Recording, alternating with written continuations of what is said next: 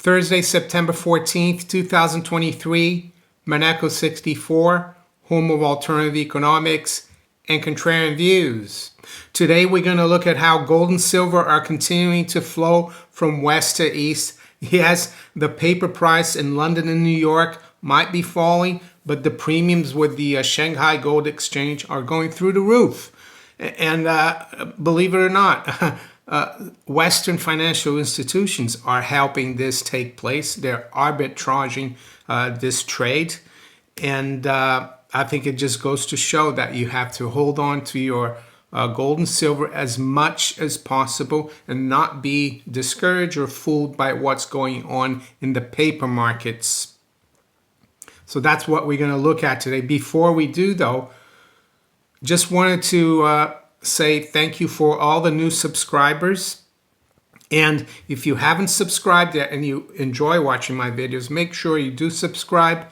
We're trying to get up to 100,000 before the end of the year, 100,000 subscribers, even though my objective here is not the numbers, it's more getting the message across. And I like to talk today about a new product. I was contacted by them a few weeks ago.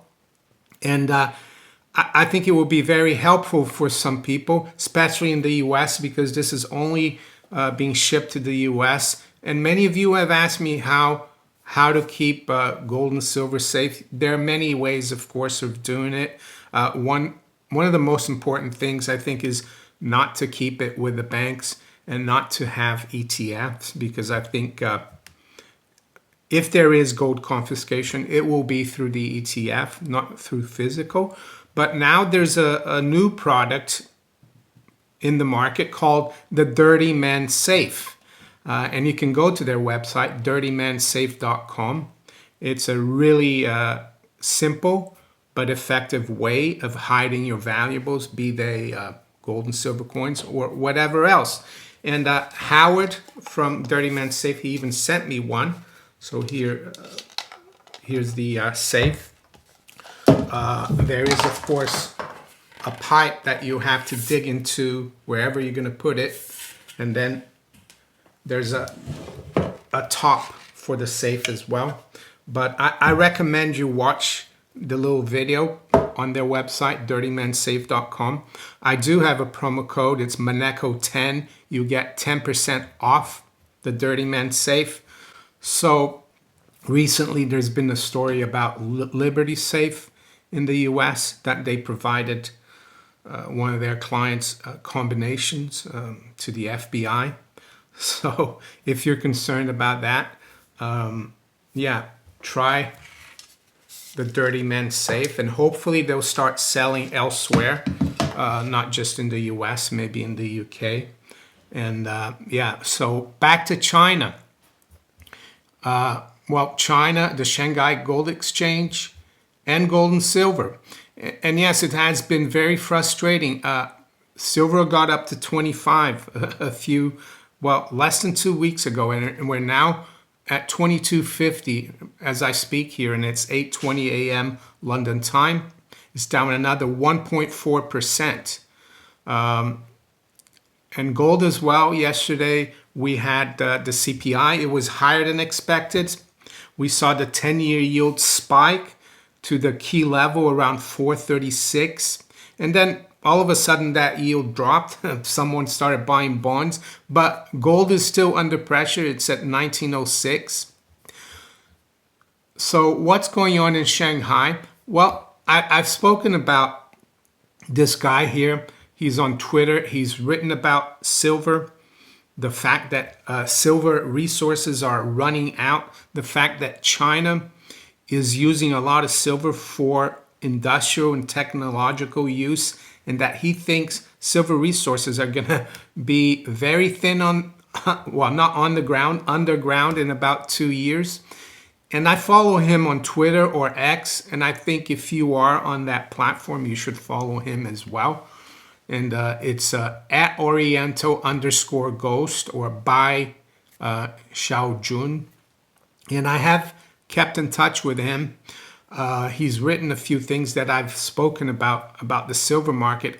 But he reported 2 hours ago, as you can see here, today, that's today, gold on the Shanghai Gold Exchange continued to rise, closing at $2,023 per troy ounce in the morning. Silver on the Shanghai Futures Exchange rose sharply, closing at $25.40 in the morning. So what's going on here? Well, what's going on here is that the Chinese are continuing to buy silver because, as Bai Jun says here, based on the world's resource reserves and the demand of industrial civilization, the reasonable pricing of silver should be in the 3 digits. So that's what's going on. The Chinese are accumulating real silver. And in the West, of course, there's none of that, except for us stackers who are accumulating silver. So the premium right now for silver, if you want to buy silver in China, it's like over 12% from the paper price in London and New York. For gold, it's about 6%. We're around 1906 in gold, and in Shanghai, it costs you over $2,000 to buy it. And it's interesting that by Xiaojun, or at Oriental Ghost, he reported as well, I think it was yesterday, here's a list of foreign institutional members of the Shanghai Gold Exchange, which is only a partial list. So what he is saying here is that these guys are helping the Chinese because there's demand in China. And if these firms, and we're going to have a look at them, who they are, the usual suspects, you're probably thinking, and you're right. What they will do, they'll be trying to bash the price here in London and New York, buy it as cheaply as possible, and sell it for a huge premium in Shanghai, making a lot of money. And it's unfortunately probably making a lot of people who don't know what's going on get rid of their gold and silver. So who are the people helping the Chinese do this? And am I saying this is wrong? Are the Chinese to blame, or are these institutions to blame? Well, I think ultimately the people to blame are the bullion banks in London and New York, because they're manipulating the price with paper. And the Chinese are saying, fine, if you can sell me gold at 1910 and I can sell it at over 2,000, I'll do it. So here we go. Let's have a look at the firms that are helping the Chinese do this. So you've got Hudson River Trading Europe, DRW Singapore, Valcambi, Precious Metals International from Singapore, Gold Corporation. You've got Sberbank, which is a Russian bank. You got VTB Bank. You've got J. Aaron and Company. Well, who's J. Aaron and Company? Well, that's Goldman Sachs. You've got ICBC, Standard Bank. Who else have you got? You've got Gerald Metals, Jump Trading, Metalor, Mitsubishi, UBS. And you've got JP Morgan, Chase, London.